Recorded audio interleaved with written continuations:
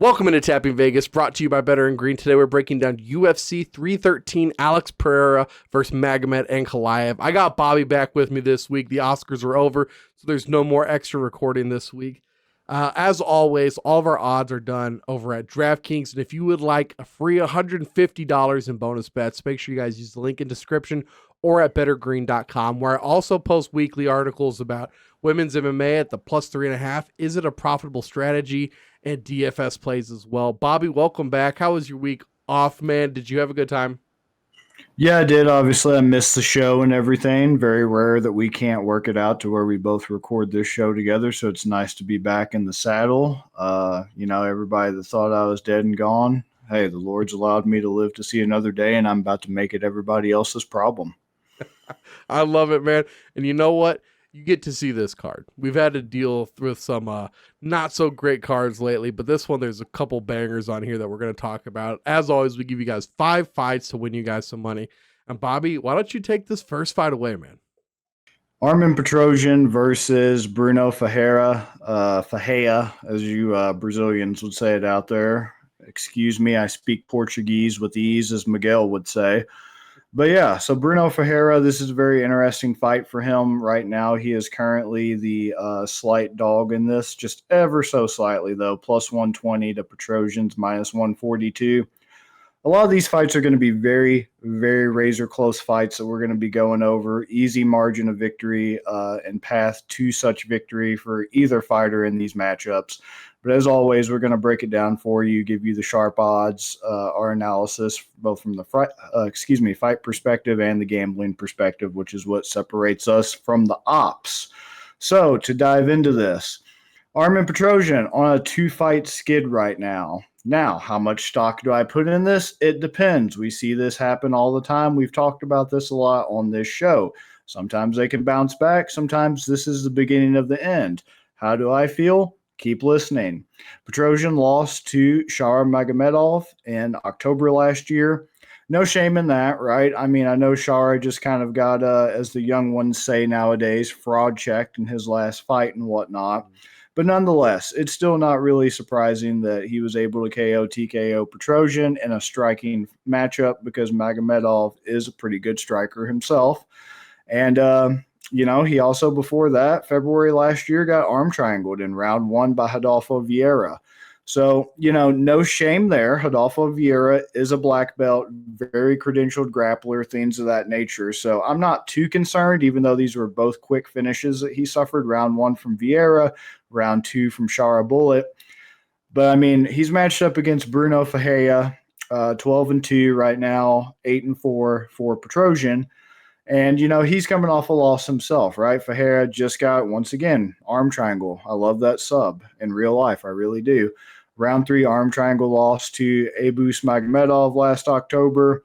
But before that, elbow KO of Dustin Stoltzfus, strikes finish in round 1. Both round 1 finishes, and a strikes finish over Phil Hawes in round 1. Lost to Nuzadal Ruzabov, strikes in round 1. So, roughly, well, he's actually... He's 3-2 in the UFC right now. Nothing remarkable, but also not really ringing alarm bells in my head right now. Let's cut to the nitty-gritty. This is such a close pick'em fight. I think it's going to be primarily a striking affair. If Ferreira is intelligent about his game plan, he would try to do some of his grappling in this matchup. I think he decidedly has a grappling edge over Petrosyan in this fight because Petrosyan's more than content to try to stand and bang with Ferreira, pick them apart, piece them up, coast to a decision. KO or decision is pretty much how I see this fight going. If Ferreira is not the one initiating the grappling, it's definitely not going to be Petrosyan. 6'3", 71-inch reach we have here for Petrosyan.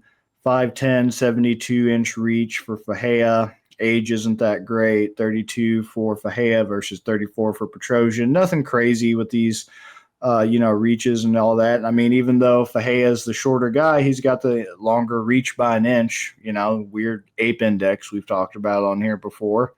Middleweight fight. Just for the sake of being able to get Ferreira at those decent money line odds, I'm going to go just Ferreira money line to play it safe. I would like to see a KO from him, but I just think Petrosyan's too agile. He maneuvers around the cage a lot. He's pretty good at not getting himself backed up, and if he does, he's good at laterally moving off the cage. So, I mean, I think it's going to be a classic matchup, how I kind of envisioned this going, of that finesse versus raw, just ooga booga power. The ooga booga power obviously being Fahea, the technical kind of in and out, bop bop, little boxing, karate boxing of Petrosyan, obviously. You're not really getting anything too crazy here if you take Fahea by KO, TKO. I mean, it's a nice plus 225. It's just, I just don't know. I'm just a little too tepid, a little too timid. Sub is tantalizing by plus 800. It's just, do you think he's going to be smart enough to try to grapple? That's my biggest it's my biggest X factor. A lot of his grappling sub finishes have kind of come on the regional scene. It's been since 2021 when he last secured a submission at Muktub Fight Pro. Shout out to Muktub Fight Pro 19. So it's been a little bit, and he also had a rear naked that year and Road to Future 3. So I'm just a little too skittish about this to get that ballsy this early. I'm just going to go Fahea money line. I think the power will kind of keep Petrosyan on his toes a little bit. And even though he's kind of like the agile little bop guy, I think he's going to get clipped at least once. Don't think he'll be able to get the finish Fahea, but I think he's going to give just enough to make Petrosyan a little scared to kind of just try to implement that game plan. And it's going to be a lot of Fahea chasing him, which could easily lead to a Petrosyan decision just because sometimes the judges don't really know how to kind of go about that situation. So it's tough, but I just want to try to be on the dog on a very close competitive fight like this. What are you thinking? We're going to see if I can scare you off of Fajeda. I feel like Armen comes up like every time we're in the car ride and neither of us can remember his name. So like Petrosyan, sorry about that, man. But you know, with this fight, you were talking about who these guys have fought. And as you're saying their names, you're like, man, like, okay, Rodolfo Vieira, okay. You know, Shara, okay, that's pretty good. Like the UFC must think pretty highly of him.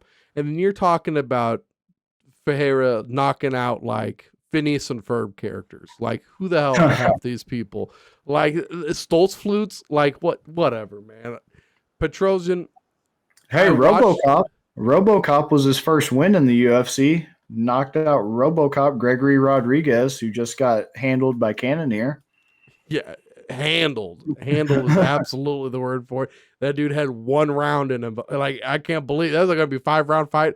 That man couldn't make it through 3, man. That dude was so gassed.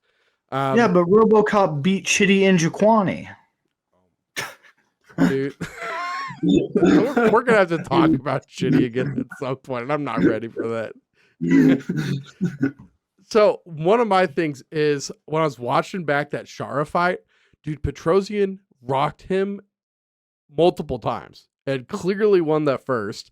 And then I think was ahead in the striking in the second. He got knocked out within, like, I believe his last 10 seconds. The lady was clacking the like little wooden sticks to signal the last 10 seconds of the round. And he got caught with a spinning back fist, but not just a spinning back fist. You remember this was the back-to-back spinning back fist because he blocked the first one. It was the second one that caught him. And Shara's like a really talented striker. When I was watching Bruno, the dude is one of those, like you said, he's got a lot of power, but he's going to come forward one punch. He's not a guy that strings together a whole bunch of punches in a row. And I feel like if Petrosyan, if he can stay at range, I feel like he can piece Bruno up. And like you said, if Bruno decides to have this be a grappling match, which maybe he does, I feel like Petrosyan is good enough to weather the storm. And I think he's just going to be so much better on his feet. So I feel like Bruno has to get the finish or else he probably doesn't win. And then you look over at Vegas, 65% of bets are on Bruno. So the public side is on the underdog. And then you see he has 70% of the money. So an extra 5% coming in on the dog versus 35% of bets, 30% of money on Armen Petrosyan. I feel like I have to go with my Armenian brother here. I'll offer you this. What do you think about Armen Petrosyan to win by decision at plus 240 then? I That's like it. looking pretty tantalizing. I like it, but I also I don't know how gassed Bruno's gonna be. If he gets super gas, I could see a Petrosyan like a TKO here, or maybe he does try to take it down, but his gas gets in bad position and Petrosyan can get a sub. That worries me a little bit. But I do think it's probably going to be a decision, but I don't think enough to make me switch off the money line.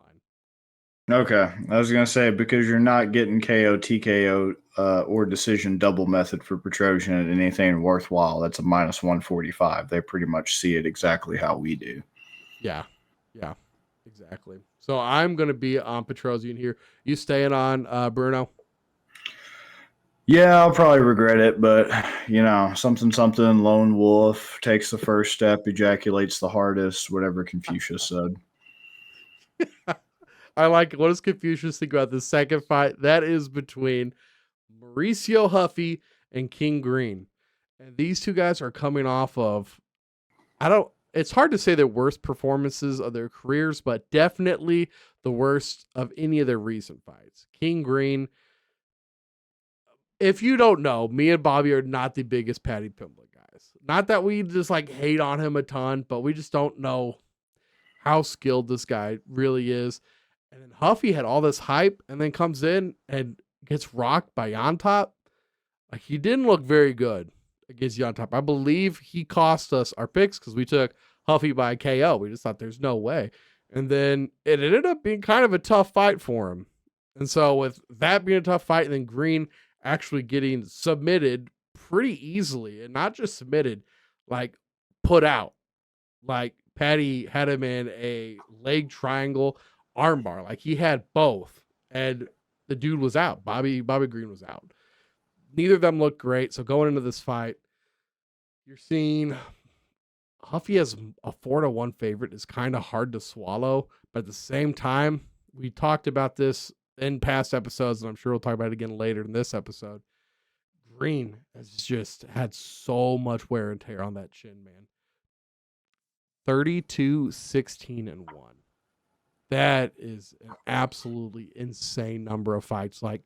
It's hard to wrap your mind around having that many fights in your career. You've taken a lot of damage. He's 10 years older. He's been doing this forever. As much as Huffy really disappointed me, because I think we did pick against Bobby Green or King Green for the Paddy Pimblett fight. We just he's getting older.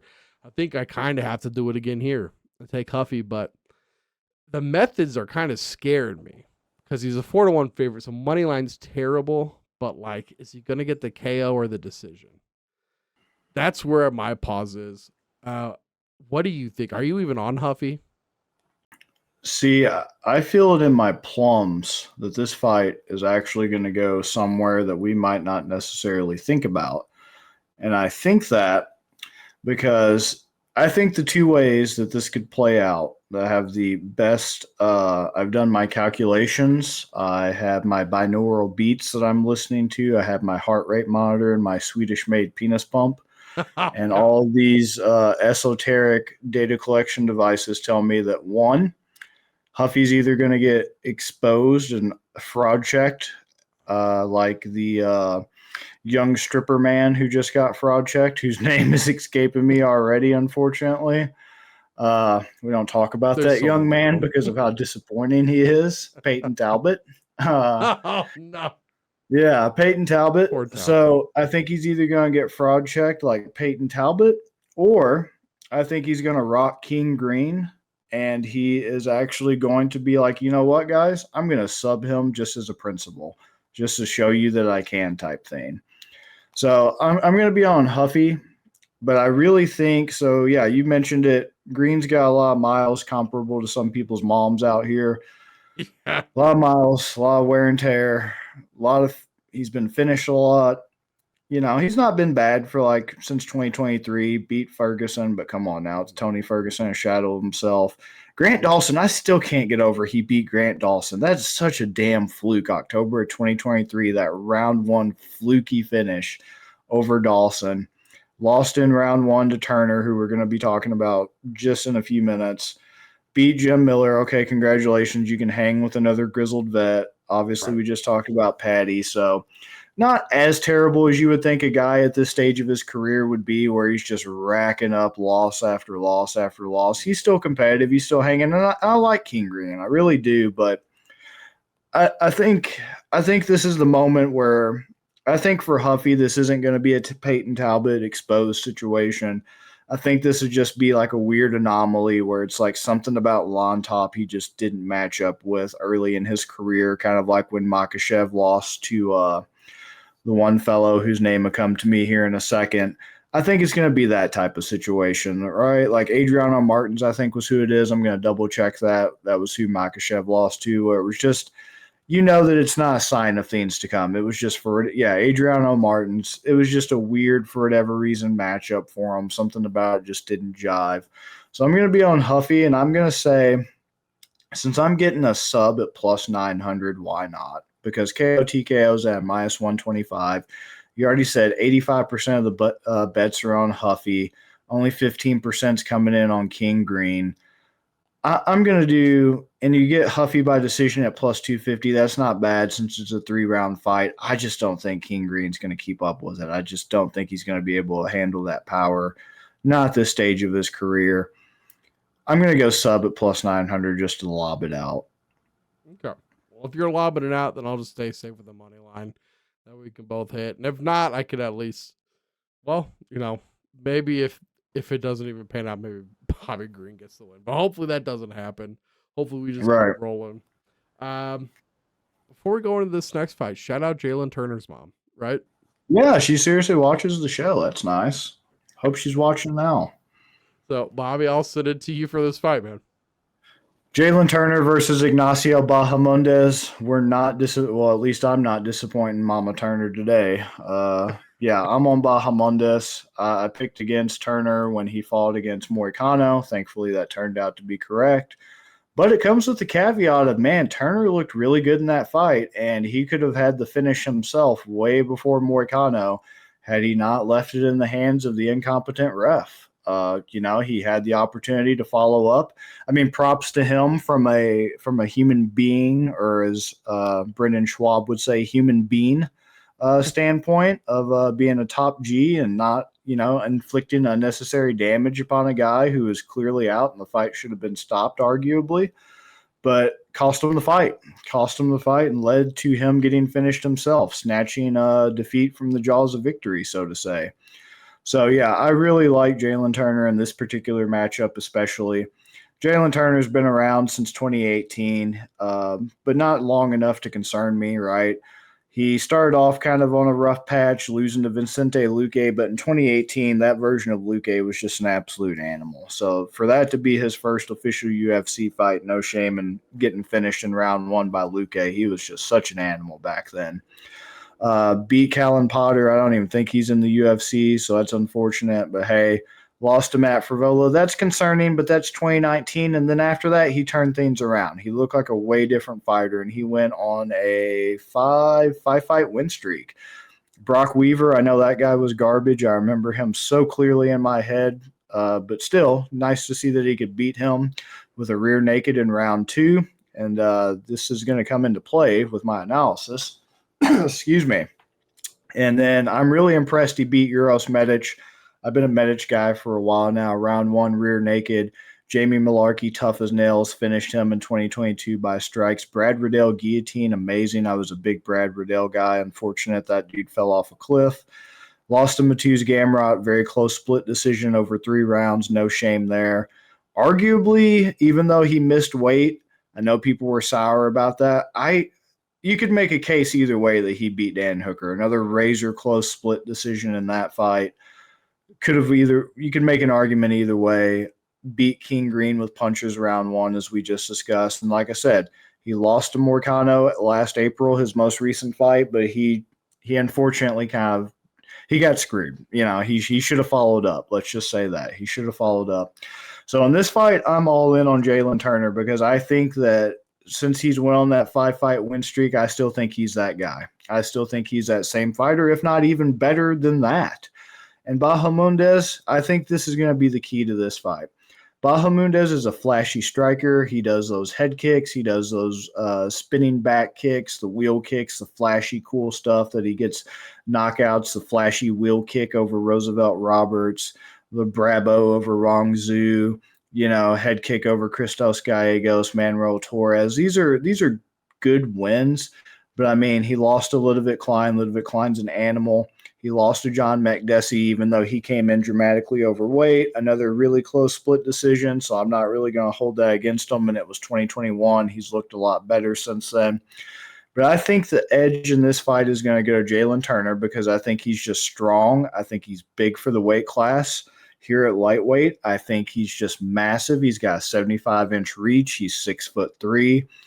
And Bahamondes is also 6'3", has a half-inch reach advantage, but he just doesn't look as strong and as big for the weight class as Turner. I think Turner's going to have way more power in his punches. Turner, all the tape on Turner, he's just relentless. He's just such a pressure guy.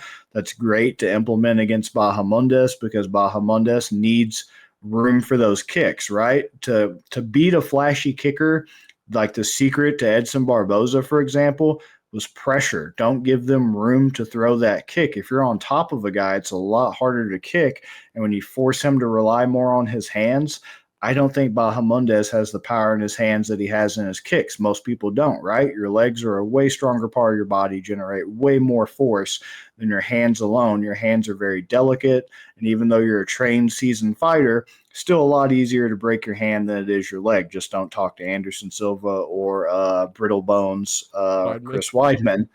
But nonetheless, what I'm getting at is this.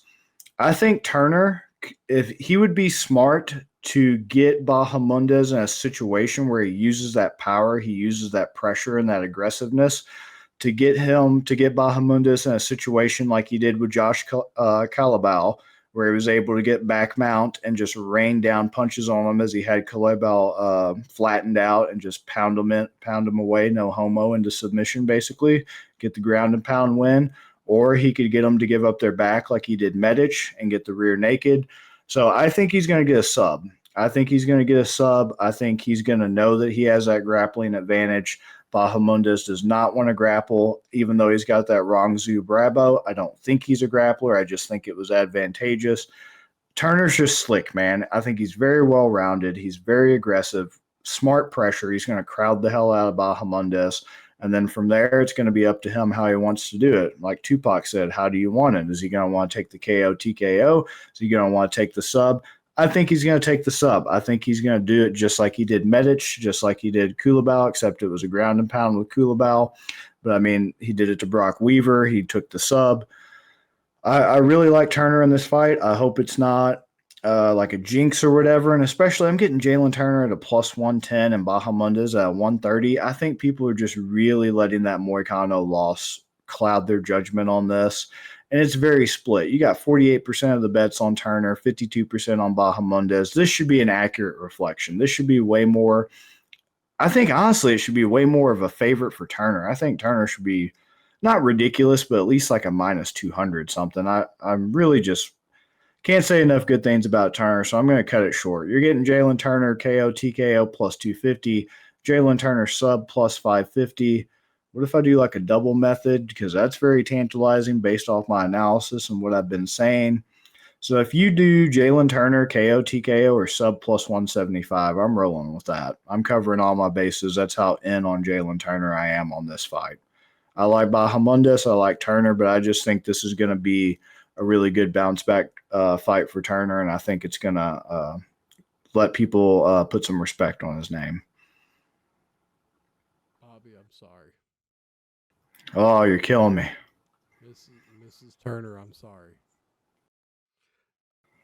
This is where I'm sitting, and this is my thought process. So you're absolutely right, and you know what? There's only a 3% sharp money split too. So this is a very, very split fight. Bobby just told you 52% of bets on Bahamondes, 55% of the money. So it's pretty even. 48% of bets on Turner, 45% of the money. So there's not a big, this is exactly how Vegas wants every single pick. That way they can pocket just about half the money anyways, then hope the favorite wins so then they don't have to really pay out very much. My thought process here is that both these guys are super tall and super rangy. And they're kind of used to just being able to pick guys apart from range. But right now, like from range is both of their range. And the way I see this fight being is super boring. I think both guys just try to stay far away and just pitter pat. And like you said, I think if Turner does crowd him and, go for a takedown or something because he is the better grappler, I think that is absolutely the way for Turner to win this fight. Will he? That's my only question. Because I think if they stay at range, Bahamondes has better striking defense. I just think that his striking is just a little bit better. Just a tiny bit better. And so if I can get Bahamondes at decision plus 275, I feel like I have to take that. And I hope that Turner goes for it, and I hope Turner wins. And I hope this is an exciting fight. I'm just worried. I think this is going to be a snooze fest. They both stay far away, and this is like 50 significant strikes for both of them. Just at distance, pitter patter, and then back away. It's disappointing. I see other fights going very similar to that, but not this particular fight. We're both on good plus money odds, so we should be good here either way. But that is interesting that our breakdowns were so different. Yeah. So it makes MMA difficult, man. Two different people can see fights in a very similar way, but the outcome can be kind of radically different. That's kind of what makes this interesting and also difficult to do. Yeah. Hey, you know what? It's also, after you watch the fights, it's hard to agree. Because this freaking judging, man. God, last week was terrible. Yeah, you can make a variety of outcomes based on, how the judging and everything goes. That's why you need a guy like MMA Judge Analyzer we've been talking about to keep everybody honest. Yes, 100%. So I guess the only way to find out who's right is take a page out of Max Holloway's book. We'll see Saturday night. Yeah, and you better call your shot before it happens, too. Let's talk about the pre-main event fight. We're talking about Justin Gaethje versus Rafael Fiziev. First off, Justin Gaethje is not as good as Justin Straitche, but oh, shots fired. Jokes, everybody. This is just playing on his name. Shoot, I really wanted to take Gaethje. I really, really did. You're killing me, bro. You're killing me. Wait. Unless maybe you're right. But this is when we did the top 5 favorite fighters, and we're talking about the guys that just didn't make it. Gaethje was one of the guys I brought up. I'm just like, I want to have guys I can cheer for that are still going to be fighting for a long time. I didn't want a guy at the end of his career. That's why I didn't pick Weidman. I didn't pick Gaethje. Bobby, I thought Gaethje was going to be the favorite going into this. He's a plus 136 dog.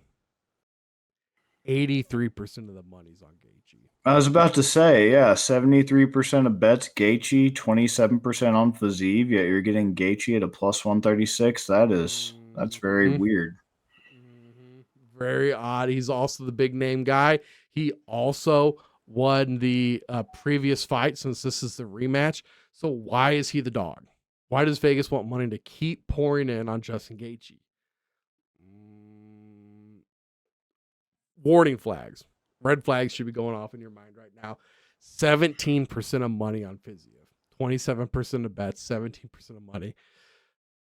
Fiziev, I've been watching a bunch of stuff. Chael was just at the PI, and he was saying that he thought that his range was looking really good. Looked like he was in really good shape. His cardio was okay, even though he's the guy. Which is another thing against Fiziev, is that he's filling in for Dan Hooker. So he probably hasn't had the whole training camp. But I think he's in shape. I think he can. And here's the thing that popped in my mind, and I think a lot of people might be thinking this, but it might be the opposite. So they're thinking he just got flatlined by Max Holloway, And it's like, you don't want to go out like that. So he's going to come out here. He's going to fight hard and win this fight. But he had never been slept before. I wonder if there's just that little thing in the back of his mind that makes him just a little bit more hesitant. Just a little bit not wanting to step into the fire. Can that be the difference in this fight? And I think it's possible. Like Fiziev had moments in their first fight where he was the aggressor, he was the dominator, he looked really good. I'm worried, man. I think Fiziev might sleep Gaethje. I think he might put him out. I don't know if I have the balls to do it. I think I'm just going to go Fiziev money line. And I hate it. I really wanted to do Gaethje. I really, really, really want to do Gaethje. He's one of my favorite fighters of all time, but the odds and everything, the more I think about it, Fiziev has the reach advantage too. I don't know why Vegas is doing this. Fiziev is not a big name. He's a minus 162 favorite to Justin Gaethje, who's getting the money poured in. Make it make sense. And the only thing is that Vegas is preparing for a big payday. What do you think, Bobby? Here's why I think it is the way it is. In that first fight, Fiziev looked way better from me rewatching the tape than Gaethje. Surprisingly, he looked a lot faster than Gaethje. He looked a lot more crisp. He looked like he was just picking apart, just pretty much doing whatever he wanted. You mentioned Chell talking about his range looked good. His range looked phenomenal in that fight and everything. My biggest thing because I was in on Fiziev as well until I started remembering he tore his ACL in his last fight after Gaethje. He fought Gaethje, and then after that, he lost to Gamrot because he tore his ACL. He's had a long road from recovery with that. Sounds like he might have had a few complications related to that. He thinks, obviously, he's good to go now. That's why he's accepted the fight. But I wonder if he's going to look so much faster and so much more crisp than Gaethje after having that. You know, some of these guys, like we see in the NFL, sometimes they tear their ACL and they have these catastrophic knee injuries, and they're like Adrian Peterson in like a year or two, and they come back and they actually put up record numbers. And then sometimes they just never look the same, and that's kind of the beginning of the end. That's the one thing that makes me think that could be contributing to these weird odds, plus the fact, like you said, Gaethje did get knocked out by Max Holloway, but it's literally, once again, like he chose to stand and bang. Like Jalin Turner chose to not finish Moicano. He chose in the last 10 seconds to fall into Max Holloway's trap of standing and banging, and he paid for it. So, I mean, obviously Gaethje is the older guy. He's 36 now. In a small weight class like that, where you're relying more on your speed and your agility, that's where it's going to bite you more so than a heavyweight, middleweight, welterweight, even those type of classes.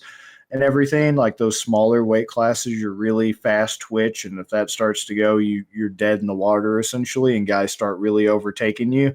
But I mean, with that big of an ACL injury that really gave him problems September 2023 and everything, it makes me still want to be on Gaethje, kind of like with the same mentality of Turner. I think this is going to be a y'all must have forgot for Gaethje.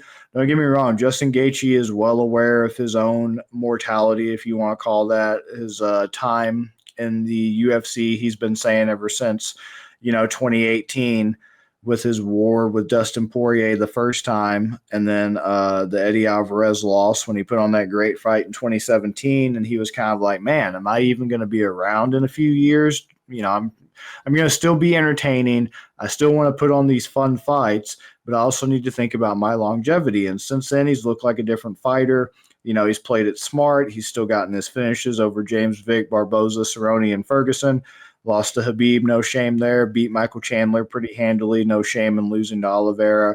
The majority decision over Fiziev. The rematch, he looked immaculate against Poirier, got his revenge with the KO head kick. He's proven that he can adjust and he can do really well. And even in the Max Holloway fight, he started to get overtaken in round 3, and it was just game over from there.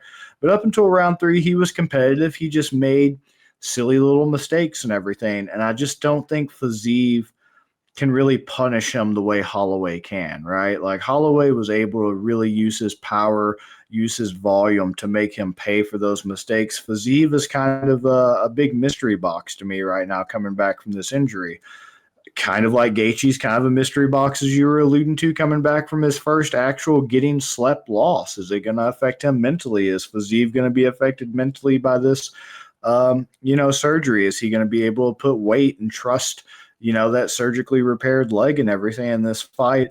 I just think with how crazy this is, I'm going to go with Gaethje just because I don't think Gaethje's done yet. Once again, he's on borrowed time. I know it. You know it. He definitely knows it. He's going to keep putting on these entertaining fights, but he knows that the end is near. I think this is going to be a good one for him. I think I'm going to go Gaethje KO, TKO, or decision since it's a 3-rounder. I'm going to go with that because I don't want to go outright decision because I don't think I'm getting a plus 350 for an outright decision. And Fiziev is a crafty guy who does have good movement and everything. It's just like I said, if he hadn't torn his ACL, this would be a lot easier. But that's a big X factor for me in this because that was how he won. Well, you can make an argument he won the first Gaethje fight. It was a majority decision. So obviously some other people did make that argument. But just until I see how he looks in this first fight back from that, I want to see if he still has that, if he still has that speed, if he still has that agility. And yeah, I think I'm going to go Gaethje KO, TKO, or decision at plus 1. No, because the money line's tantalizing. If you do Gaethje outright decision, it's plus 350. There's a lot of good stuff on this. I might come back to this maybe for like a haymaker or something, but maybe for right now, I think I'm just going to go. Screw it. I'll do Gaethje KO or decision since it's got decent plus odds. I'll commit to that, and we'll see what happens. Okay. Alrighty, man. Well, I hope we're not on split sides for this last fight. Why don't you take away the fight of the night, man? Alex Pereira versus Magomed Ankalaev, another really close fight that you could make a very strong argument either way. My biggest thing I want to see with this is if Ankalaev is going to win. I know he is a good striker in his own right, and he actually does not have any submission victories himself in the UFC. I'll double check that right quick. But what I really want to see from Ankalaev is I want to see him kind of take the approach he did against Jan Blachowicz, where he really made beautiful use of the body kick and the calf kick to pressure Blachowicz and get him up against the fence. And when he was able to get him up against the fence, that's when he was able to get some clinch work going, was able to get a takedown going. I want to see things like that because my biggest complaint with Alex Pereira, the only thing that doesn't make me sold on him is the fact I want to see him against a good grappler, and what better grappler than a combat sambo, Dagestani guy, right? Magomed Ankalaev, 2016 gold medalist in the light heavyweight division in combat sambo, Russian championships 2014 to 2016, all gold medals. Men's amateur mixed martial arts representing Russia, gold, silver, gold. Dude's obviously we know what he's about, right? It's just my biggest concern is I don't want to see him get really overconfident because he is such a good striker with all these KO finishes and TKO finishes, like over Anthony Smith, Johnny Walker, picked apart Uzdemir, picked apart Santos, KO'd Kudalaba twice. So Nice had to do it twice. Dolce Lambacha, Marcin Prochniel. All these guys, his only blemish is that fluke, crazy, literal last-second loss to Paul Craig in a triangle choke. But, Paul Craig's just the king of weirdness, and he is a good grappler. So I just want to see him try to take a very similar approach that he did to Blachowicz. But the problem is that worked against Blachowicz. Is it going to work against Pereira? That's where we fall into these traps of just because it worked against this guy doesn't mean it's going to work against a different guy because there's nuance to the fight. There's styles about the fight that made that an effective game plan that I don't know if it's going to be an effective game plan against Pereira, but I definitely think that's his sure path to victory because it's not standing and trying to engage in a kickboxing match with Alex Pereira. I think we can all agree on that, I would hope. So I want to see him use that body kick. I want to see him pressure Pereira effectively. But then the caveat to that is, okay, then what if he walks into that left hook counter that Pereira's famous for, Because if he can get him taken down, that's where I really want to see what Alex Pereira is made out of. He's been training with Glover Teixeira, a talented black belt and a talented grappler for all these years. But I mean, what we have seen of his grappling in limited circumstances, maybe it's just because he wasn't expecting it in those Israel Adesanya fights, it was just sloppy. He was easy to take down, and he really didn't offer much resistance, and he really just kind of looked lost, you know. He was able to obviously get back up and in one of the fights finish Adesanya and everything else, and then the other fight he got finished, but it's concerning. It's definitely concerning, especially with a guy of the caliber being that gold medal 2016 combat sambo that Ankalaev is. That's the biggest concern for me. But that is Ankalaev has to take that approach. He has to take that approach. He has to wear them out. He has to, honestly, it's going to suck for fans, but he has to make it boring. He has to be so careful, so calculated, and just so boring, tying up in the clinch up against the fence, looking for takedowns, wet blanket, that type of thing if he wants to win this fight. Because if he gets too overzealous with his striking, it's game over. He's going to get caught if he gets too zealous. So he definitely needs to use that striking, but not make it his main priority in his game plan. So Alex Pereira, we already know what he wants to do, right? I've already talked about I want to see his takedown defense challenged. I want to see his grappling challenged by an actual grappler. I want to see if he's made improvement. I want to see if he's going to be fraud checked himself like we've seen so many people fraud checked lately. This is going to be a very telling fight for all the people making the argument that Pereira has been protected from grapplers, that he's kind of been given this nice little cushy fairy tale, UFC career. That's why he's been able to have such quick turnaround and win the belt and all that. We're going to find out. We really are going to find out a lot about Pereira Saturday night as a result of this. And I think if he handily dispatches Magomed Ankalaev, there's no more doubt in my mind. That's for damn sure. And I really think the odds makers have this one perfect. I think this is right up both minus 110 right now. It's a pick 'em, and I couldn't agree more. I could not agree more with this. 80% of the bets though are on Pereira. No surprise there. Pereira is, I think, in one of the latest media conferences, he said he was probably the biggest name in the UFC. I think he's right. I think as of right now, he's easily top three. I can't think of two people other than like Sean O'Malley comes to mind. Sean O'Malley and like Justin Gaethje, maybe Max Holloway, but like he's the guy right now. He really is. I don't know that he's necessarily, people on the street would know him, but I mean, who like besides Conor and Ronda Rousey and maybe the Diaz brothers is, right? So he's up there. He's definitely up there. So he's right about how much he brings to the sport, how much attention, visibility, things like that.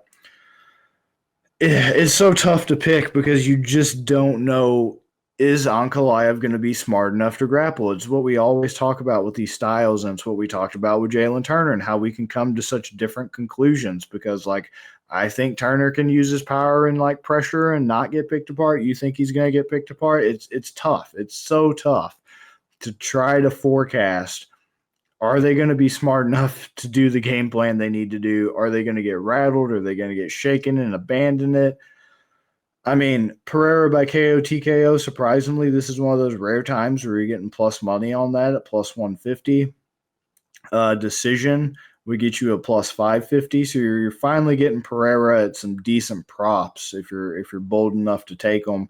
But, man, you're getting just so much good stuff from Ankalaev. KO, TKO, plus 350, sub plus 900. Ankalaev decisions even at plus 275. So you're getting both these guys with your props at an amazing, amazing point here. Just very weird, man. It's tough. I want to hear what you have to say. Maybe you can sway me one way or another because pick 'em is the best way to put this.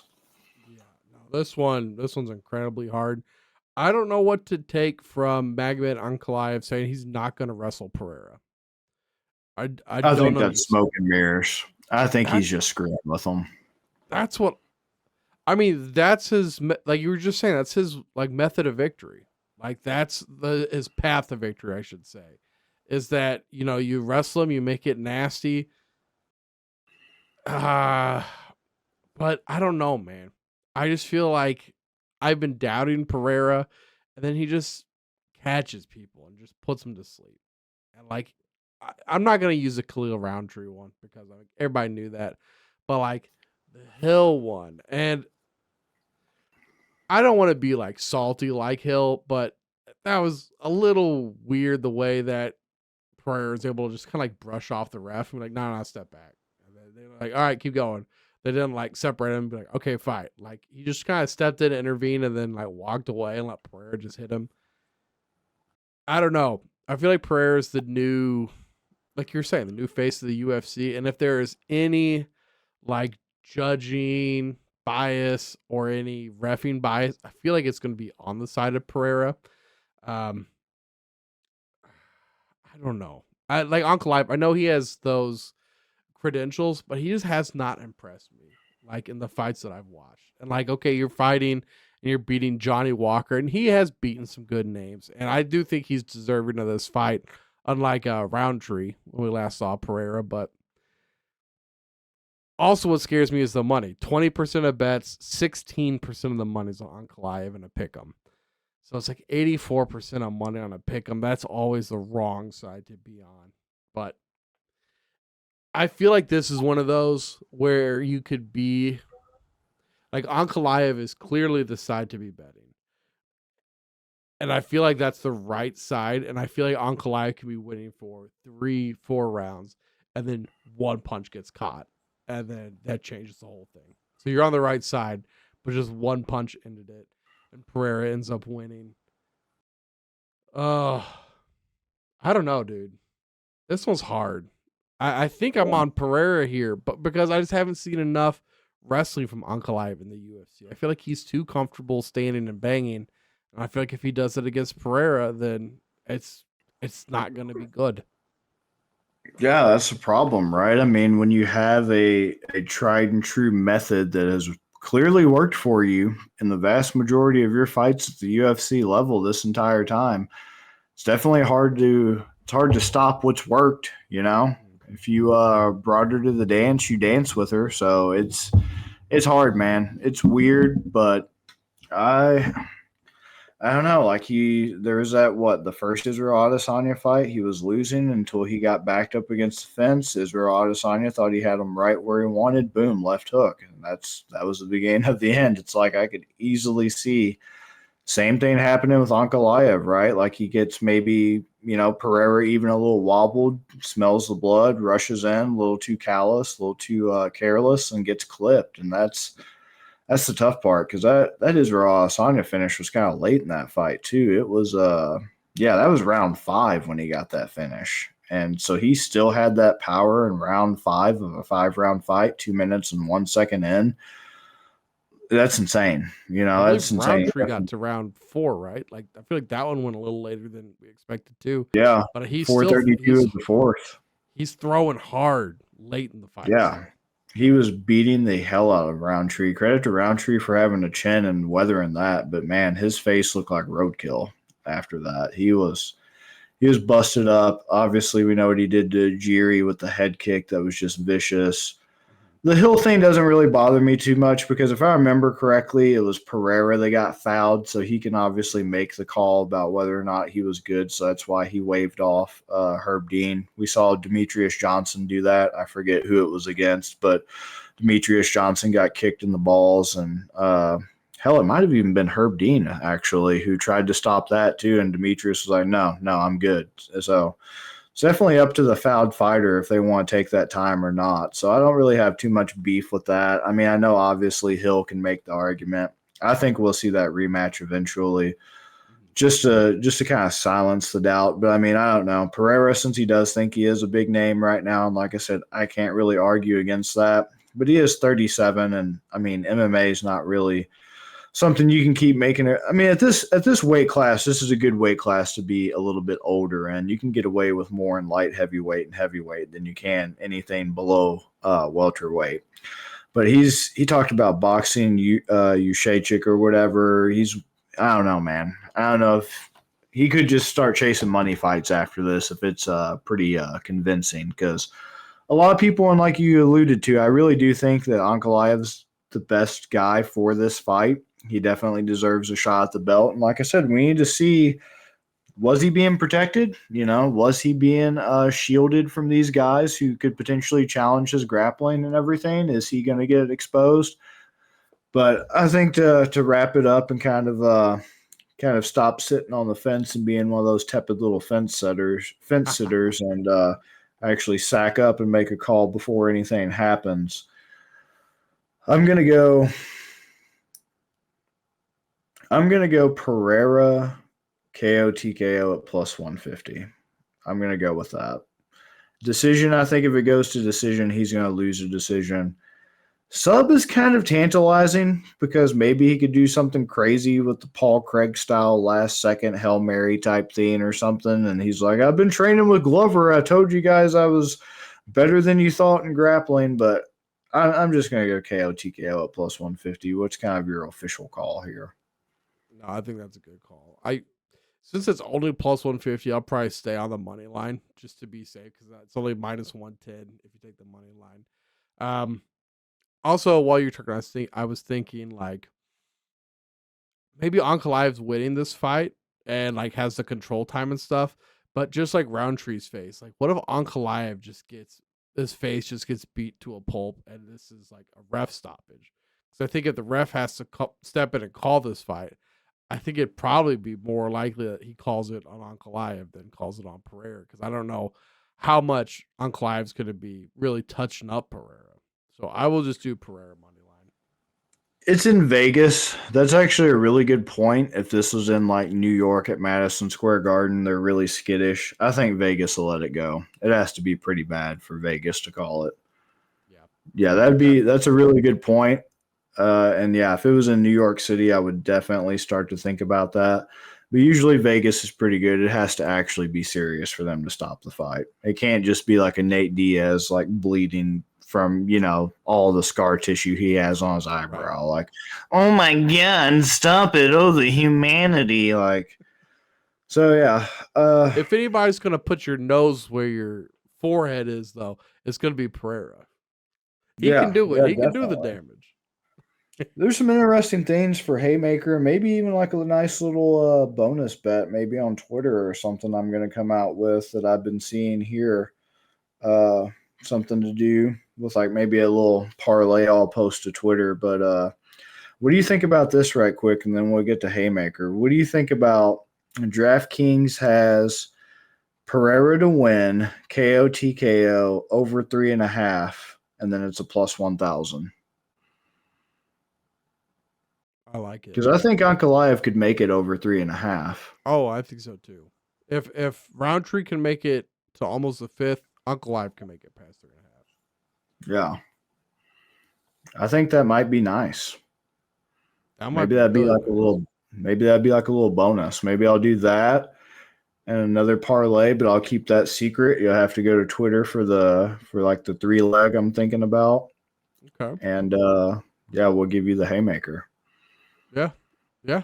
All right, man. That Haymaker is brought to you by DraftKings also, guys. So once again, make sure you guys check them out. And if you'd like $150 in free money to place your bets on, free DraftKings money, then you guys need to use the code in the description and on our website, bettergreen.com. Bobby, is that plus 1,000? Is that the Haymaker? I think that's going to be like a little bonus. So You're getting that one for free. So thanks for tuning in. The other one I'll post to Twitter. I'll come up with like a 3-leg of some fights I feel pretty confident about that I give you some good odds. So you're going to have to go to my Twitter for that. Links are everywhere you can think of them. And the only other thing I'll say about that before I start looking into the Haymaker is if you like Bush, please stay away from it. I don't want you. Oh, God. Yeah, I'll go Huffy sub at plus 900. I already gave you that nice Alex Pereira plus 1,000, so you're already getting some big plays from me. And then if you go on Twitter, I'd say by like 10 in the morning tomorrow, I'll have something on Twitter about like a nasty little 3-leg, little tripod I'll be working on. Nice. I like it, man. And once again, you can find us on Twitter right underneath our names, right underneath our images. I'm the GM rep, and that is Bobby Bullshito on Twitter. Make sure you guys check us out there. And please follow the page to Better Green. We're on all social media, so check us out. And we'll see you guys next week for another UFC card. Peace, guys. Peace.